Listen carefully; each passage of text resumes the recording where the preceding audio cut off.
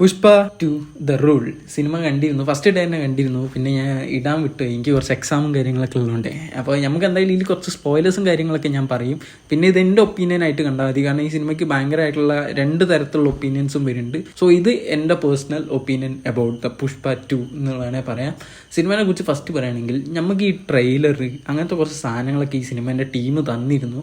അത് വെച്ചിട്ടൊരു expectation create ചെയ്തിട്ടാണ് ഈ സിനിമയ്ക്ക് നമ്മൾ കാണാൻ പോകുന്നത്. സത്യം പറയുകയാണെങ്കിൽ എൻ്റെ വിചാരം എന്തായിരുന്നു ട്രെയിലറൊക്കെ കണ്ടപ്പോൾ എന്ന് വെച്ചാൽ, ഫസ്റ്റ് ഹാഫിൽ തന്നെ പുഷ്പയും പിന്നെന്താ പറയുക മറ്റേ ഫഹദ് ഫാസിലിൻ്റെ ക്യാരക്ടറും തമ്മിൽ ഒരു ഹെവി ആയിട്ടുള്ള ഫൈറ്റ് ഉണ്ടാവും. ആ ഫൈറ്റിൽ എന്താ പറയുക ഫഹദ് ഫാസിലിനെ പുഷ്പ തീർക്കും. കാരണം ട്രെയിലറിൽ കാണിക്കുന്ന പുഷ്പ പോയിട്ട് ജപ്പാനിൽ ഡീലിൽ ഇറങ്ങുന്നു, വൻ സീന് വേറെ ആരൊക്കെയോ കാണിക്കുന്നുണ്ട്, ഭയങ്കര കിടിലം. ഞാൻ 2-3 ഷോർട്സ് ഇടാം, ട്രെയിലറത്തെ ഷോർട്സ് ഈ വീഡിയോയിൽ.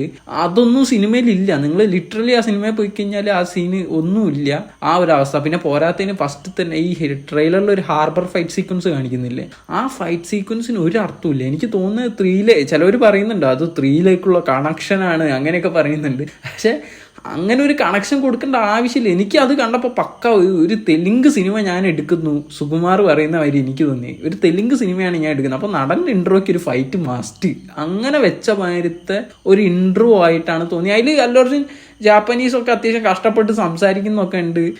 അതൊക്കെ ഭയങ്കര രസമുണ്ടായിരുന്നു. പക്ഷെ എന്നാലും എനിക്കെന്തോ ആ ഇൻട്രോൻ്റെ ആവശ്യമില്ല. അതില്ലെങ്കിലും സിനിമേൻ്റെ ഫേസിങ് ആയിട്ട് വരുമ്പോൾ ആ സീക്വൻസിന് ഒരു വാല്യൂ ഇല്ല. അല്ലാർച്ചും വെള്ളത്തിൽ വെടിയുണ്ട് വീണ്ടും. എനിക്കൊരു മീമൊക്കെ ഓർമ്മ വന്നത്, മറ്റേ ഒരു അസ്ഥികൂടം വെള്ളത്തിൻ്റെ അടി കിടക്കൂലേ, അതുമാതിരി. ഇനി ചിലപ്പോൾ 2 വർഷം കഴിഞ്ഞ് ഒരു പുഷ്പ 3 ഒക്കെ വരുമ്പോഴേക്കും ആ വെള്ളത്തിൽ വീണ എന്തിനാന്നൊക്കെ അറിയാൻ പറ്റുക, വെടിയും കൊണ്ട് വീണിക്കണ്. അപ്പോൾ ആ ഒരു അവസ്ഥയൊക്കെ ചില ഭയങ്കരമായിട്ട് എനിക്ക് ഫേക്ക് ചെയ്ത പക്ഷെ ഫീല് വന്നു. നമ്മളെ ഓഡിയൻസിനെ ഭയങ്കരമായിട്ട് ഫേക്ക് ചെയ്ത ഫീല് വന്നു എനിക്ക്. നമ്മൾ കണ്ടിട്ട് ഒരു കാര്യത്തിന് ഇങ്ങനെയാണ് സാധനം ഉണ്ടാവുക എന്ന് പറഞ്ഞിട്ട് അത് നമ്മൾ അവിടെ പോകുമ്പോൾ അത് അങ്ങനെ അല്ലാത്തൊരു ഫീൽ എനിക്ക് ഭയങ്കരമായിട്ട് കിട്ടിയിരുന്നു. പക്ഷേ ഈ സിനിമയിൽ എൻജോയ് ചെയ്ത സീക്വൻസ് ഉണ്ടോ ചോദിച്ചാൽ ഭയങ്കരമായിട്ട് ഞാൻ ചില സീക്വൻസൊക്കെ ഭയങ്കരമായിട്ട് എൻജോയ് ചെയ്തിരുന്നു. ലൈക്ക് ഫസ്റ്റ് ഹാഫിലെ ഒരു ജയിൽ സീക്വൻസും കാര്യങ്ങളൊക്കെ ഉണ്ട്, അത് ഞാൻ ഭയങ്കരമായിട്ട് എൻജോയ് ചെയ്തു. പിന്നെ എന്താ പറയുക, അതിൽ തന്നെ ചില ഫണ്ണി സീക്വൻസ്, ആ ഫീലിങ്സ് എന്നുള്ള സീക്വൻസ് ഒക്കെ കുറച്ച് ഓവർ ദ ടോപ്പ് ആണെങ്കിലും ആ ഫീലിങ്സ് എന്നുള്ള സീക്വൻസ് ഒക്കെ ചിരിക്കാനുള്ള വക ഉണ്ടാക്കുന്നുണ്ട്. നല്ല എൻജോയ് ചെയ്തിട്ട് തന്നെയാണ് ആ സീക്വൻസ് ഒക്കെ കണ്ടത്. പിന്നെ ഒരു ബിസിനസ് ഡീല് സംസാരിക്കുന്ന സീക്വൻസ്, ഒരു ഹെലികോപ്റ്ററൊക്കെ സംഭവം ഇൻക്ലൂഡ് ചെയ്തിട്ടുള്ള ആ സീക്വൻസ് ഒക്കെ എനിക്ക് ഭയങ്കരമായിട്ട് ഇഷ്ടപ്പെട്ടു, വർക്കായി. ആ ഒരു പുഷ്പ വൈബ്. ഫസ്റ്റ് ഹാഫ് ശരിക്കും പറഞ്ഞാൽ ആ ഫസ്റ്റത്തെ ഫൈറ്റ് ഒഴികെ ബാക്കി ആ ഫസ്റ്റ് ഹാഫ് എനിക്ക് നന്നായിട്ട് വർക്കായിരുന്നു. സെക്കൻഡ് ഹാഫിലേക്ക് അല്ലു അർജുൻ എപ്പോൾ സാരി ഉടുത്തോ അവിടെ പടം പോയി. പക്ഷേ സാരി ഉടുത്ത ഫൈറ്റും ഞാൻ കുറേ എൻജോയ് ചെയ്തു. ഫൈറ്റ് സീക്വൻസ് ആയിട്ട് നോക്കുമ്പോൾ അത് എൻജോയ് ചെയ്തു. പക്ഷെ അതിന് മുന്നേ ഉള്ള ആ ഡാൻസും കാര്യങ്ങളൊന്നും എനിക്ക് വലുതായിട്ട് വർക്കായില്ല. പിന്നെ അതുപോലെ തന്നെ ആ ലാസ്റ്റ് ഫൈറ്റ്, എൻഡിങ് ഫൈറ്റ് കുറച്ചൊന്നും ഓവറാക്കിയ പോലെ. വില്ലന്മാർ ഈ കയ്യും കാലൊക്കെ കെട്ടിയിട്ടുള്ള ഓവറാക്കലൊന്നും വേണ്ടില്ലായിരുന്നു. അതാണെങ്കിൽ പുഷ്പ കിടന്ന് ഇഴയുന്നൊക്കെ ഉണ്ട്, കയ്യും കാലും. മീൻസ് ഫസ്റ്റ് പാർട്ടിൽ പുഷ്പയുടെ കൈ മാത്രം കെട്ടിയിട്ടാണ് പുഷ്പ എല്ലാവരെയും തല്ലുന്നതെന്നുള്ള പേടിച്ചിട്ട് വില്ലന്മാർ കയ്യും കാലും കെട്ടിയിടും. എന്നിട്ട് പുഷ്പ ഇഴയുന്നു, പറക്കുന്നു, കടിക്കുന്നു, എന്തൊക്കെയോ. അത് എനിക്ക് സത്യം പറയാം അത് കുറച്ച് ഓവർ ദ ടോപ്പായ മാതിരിയാണ് തോന്നിയത്. തെലുങ്ക് സിനിമയാണ് അത്. കാരണം അത് പുഷ്പ പാർട്ട് 1 ആ ഒരു റെപ്യൂട്ടേഷൻ കളയുന്ന പോലെ ഉണ്ടായിരുന്നു ആ ഒരു ഫൈറ്റ് സീക്വൻസ്. എനിക്ക് അതാ തോന്നിയത്, വേറെ കുഴപ്പമൊന്നുമില്ല. മീൻസ് ഞാൻ കുറേ എൻജോയ് ചെയ്തു സത്യം പറയുകയാണെങ്കിൽ. ആ CMന്റെ സീക്വൻസ് ഒക്കെ ഭയങ്കരമായിട്ട് എൻജോയ് ചെയ്തിരുന്നു. ത്രൂ ഔട്ട് സിനിമയിൽ ആ ഒരു ഫസ്റ്റ് ഹാഫ് എനിക്ക് ഭയങ്കര ഇഷ്ടപ്പെട്ടു, ആ ഒരു ഇൻട്രോ ഫൈറ്റ് സീക്വൻസ് ഒഴികെ.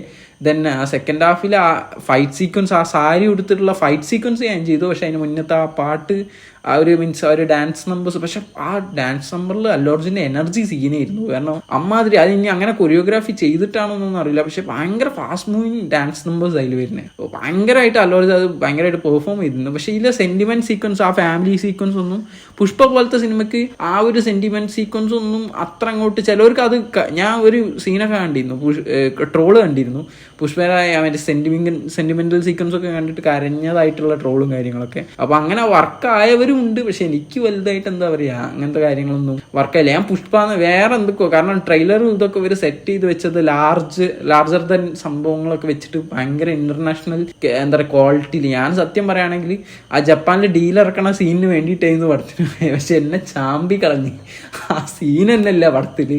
അത് എനിക്ക് ഭയങ്കരമായിട്ട് ഓഡിയൻസിനെ ഫേക്ക് ചെയ്ത് എനിക്ക് നന്നായിട്ട് ഫീൽ ചെയ്തു. എനിക്ക് സത്യം പറയാം, ഞാനൊരു സാധനം കണ്ട് പ്രതീക്ഷിച്ചിട്ട് ഓക്കെ ഇതാണ് നമ്മൾ കാണാൻ പോകുന്നതെന്നുള്ള സെറ്റ് ചെയ്യുന്നതാണ് ട്രെയിലർ. അപ്പൊ അത് ഫേക്ക് ചെയ്ത് എനിക്ക് തീരെ ഇഷ്ടപ്പെട്ടില്ല. പക്ഷെ സിനിമ എൻജോയബിൾ ആണോ എന്ന് ചോദിച്ചാൽ ഞാൻ കൊടുത്ത ആ ഒരു എമൗണ്ട് എനിക്ക് നഷ്ടപ്പെട്ടിട്ടൊന്നുമില്ല. അത് ഞാൻ ഉറപ്പാണ്. ഞാൻ ഒരു 150 രൂപ കൊടുത്തിട്ടാണ് ഈ സിനിമ കണ്ടത്. ഞാൻ കുറേ സീക്വൻസ് സത്യം പറയാൻ എൻജോയ് ചെയ്ത് ചിരിച്ച്, ഇൻ കേസ് ആ ലാസ്റ്റത്തെ ഫൈറ്റൊക്കെ ഓളായിരുന്നെങ്കിലും ഞാൻ ചിരിച്ചോണ്ട് മീൻസ് ഒരു ആ 3 മണിക്കൂർ 20 സംതിങ് എത്ര മിനിറ്റ് ഉണ്ട് ഈ പടം. ഒരു സീക്വൻസ് പോലും ഞാൻ എന്താ പറയുക ഒരു ഫോൺ എടുത്ത് കളിക്കുകയോ അല്ലെങ്കിൽ വേറെ അങ്ങോട്ട് ഫോക്കസ് പോവോ അങ്ങനെ കുറേ കുറവുകളൊക്കെ ഉള്ള സിനിമയാണ്. സത്യമായിട്ടും പറയുകയാണെങ്കിൽ കുറേ കുറവുകളൊക്കെ ഉള്ള സിനിമയാണ്. പക്ഷെ ഞാൻ ആ ഒരു 3 മണിക്കൂർ 20 മിനിറ്റ് ഞാൻ എന്താ പറയുക എൻ്റെ ഡിസ്ട്രാക്ഷൻസ് ഒന്നും ഇല്ലായിരുന്നു. ഒരു ഫ്ലോ ഉണ്ട് പടത്തിന്, അത് ഞാൻ സമ്മതിച്ചു തരും.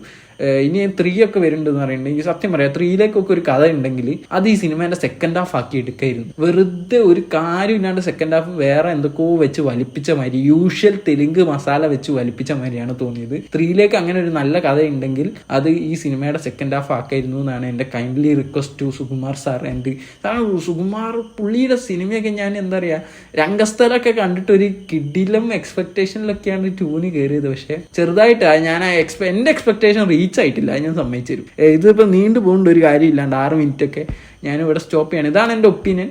ഞാൻ എൻജോയ് ചെയ്ത സിനിമ, പക്ഷേ ഫുള്ളി സാറ്റിസ്ഫൈഡ് ആണോ എന്ന് ചോദിച്ചാൽ അത്ര അങ്ങോട്ടും അല്ല എന്നുള്ളതാണ് സത്യം.